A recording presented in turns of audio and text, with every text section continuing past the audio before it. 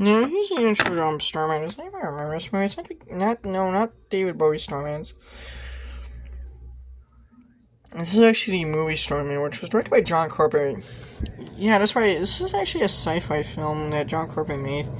Now, John Carpenter actually did this movie, so he could kind of break away from this repeated reputation of him being a master. This is kind of his attempt to kind of expand into other genres beyond horror, which a lot of people tend to forget that John Carpenter made some non-horror films like Assault on Precinct 13 and Escape from New York, and this is one of them.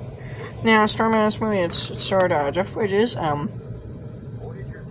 This is like his second big sci-fi role after Tron. And this started Karen Allen. This is like after she did Where's Lost Ark, where she got very big.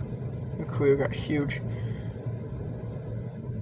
Now, this movie, it came out in 1984, and it was only a modest success at the box office. It's actually executive produced by Michael Douglas. Now, this movie actually had kind of a troubled production history. Now, John Carpenter, I think later in the years actually. Now, this movie had kind of a troubled production history. John Carpenter actually signed on. When John Carpenter signed on to this movie, there's actually a dispute about who actually wrote the film. Because the Bruce guy, I forgot what his name was, Bruce. Because apparently two of the writers. Now, this movie actually was only a very mild, moderate commercial success. But it didn't really pull in that huge of numbers. But it actually developed a loyal cult following thanks to VHS. It actually became popular enough to where it actually spawned a TV series that actually starred Robert Hayes. Yeah, that's right, Robert Hayes, the dude from Airplane.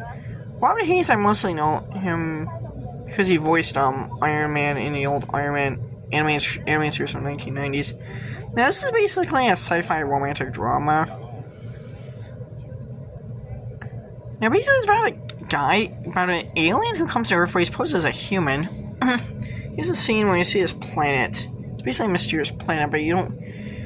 Now, this movie actually got really positive reviews from critics, and it's developed a cult following. This is where you see a spaceship. Now, basically, a plot is now Karen Allen's character in this movie. She's basically a widow. Who her husband died, but you don't know what. Her husband died in a car accident. Now, Karen Allen, honestly, outside Indiana Jones, I rarely have not seen her in anything really.